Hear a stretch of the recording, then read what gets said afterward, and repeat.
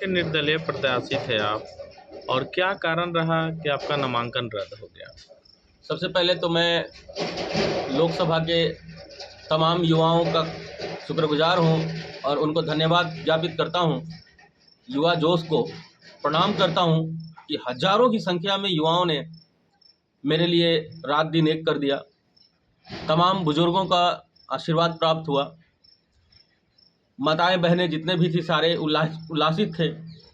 गांव गरीब तबके में हर समाज के लोग मेरे साथ कंधे से कंधा मिलाने का काम किया।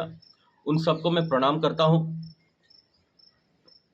कल मेरा नामांकन माननीय निर्वाचन अधिकारी के द्वारा रद्द कर दिया गया।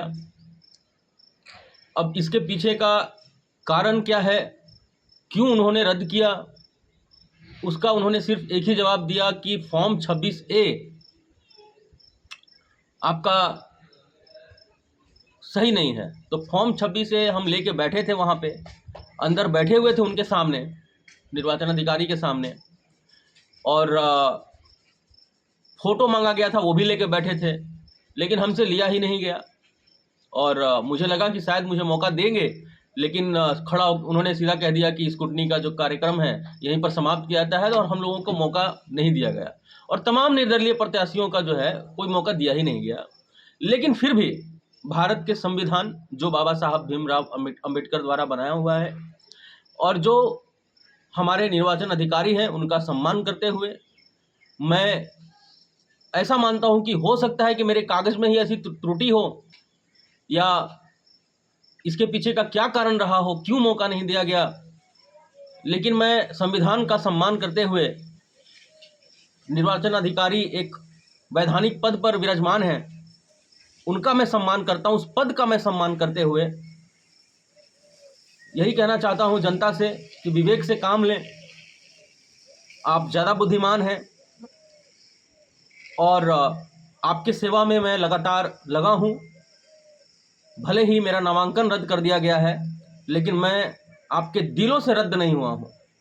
क्या उद्देश्य था चुनाव लड़ने का? एक बैक आप चुनाव में आए, और चुनाव कौन लड़ने कौन से का मुद्दे था चुनाव का? चुनाव लड़ने का देखिए उद्देश्य ये था कि अगर पिछला 20 साल आप उठाकर देखें तो विकास में क्या हुआ।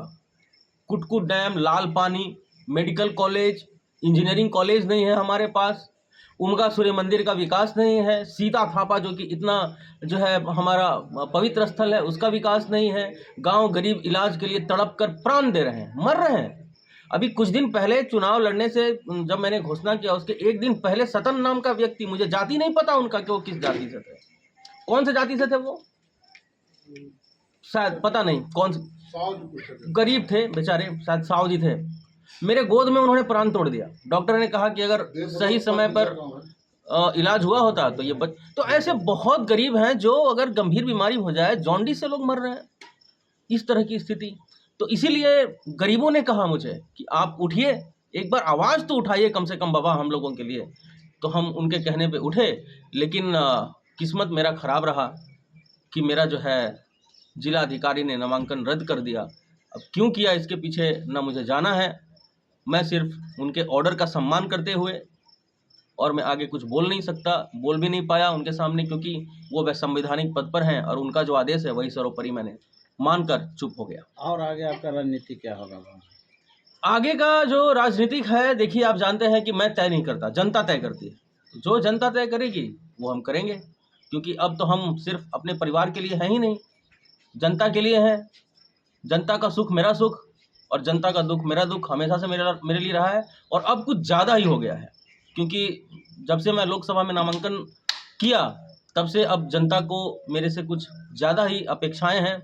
तो इन्हीं शब्दों के साथ मैं आपको कहना चाहता हूँ, कुछ लोगों को कहना है कि साजिश के तहत आपका नामांकन को रद्द किया गया, इस पर अगर साजिश किया गया है तो इसके पीछे कैसे आप पढ़ सकते हैं। कहने का तात्पर्य है कि अगर निर्वाचन अधिकारी ही एक ऐसे अधिकारी हैं जो तय करते हैं कौन लड़ेगा कौन नहीं लड़ेगा, किसका कागज पूरा है किसका कागज पूरा नहीं है, तो अब साजिश के बीच में मैं नहीं पढ़ना चाहता कि कौन क्या किया क्या नहीं किया। मैं यही कहना चाहता हूं कि उनका जो निर्णय है उसका मैं स्वागत करता हूं। आगे वो आप समाज सेवा करते आए हैं और जो भी आपके थ्रू चल रहा है वो मैंने जारी रहेगा या देखिए, हमारा धर्म ही है समाज सेवा। बेटियों की शादी में, हज़ारों बेटियों की शादी में सहायता करते हैं, करते रहेंगे। हर छठ 2 साल में 2 छठ मेला लगता है।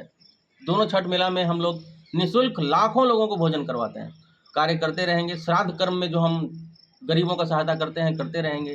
शादी विवाह श्राद्ध कर्म से लेकर दाह संस्कार से लेकर इलाज बीमारी तक जो हमारे जितने कार्यक्रम हैं वो लगातार निरंतर जब तक शरीर में प्राण है गरीबों के लिए अर्पण रहेंगे।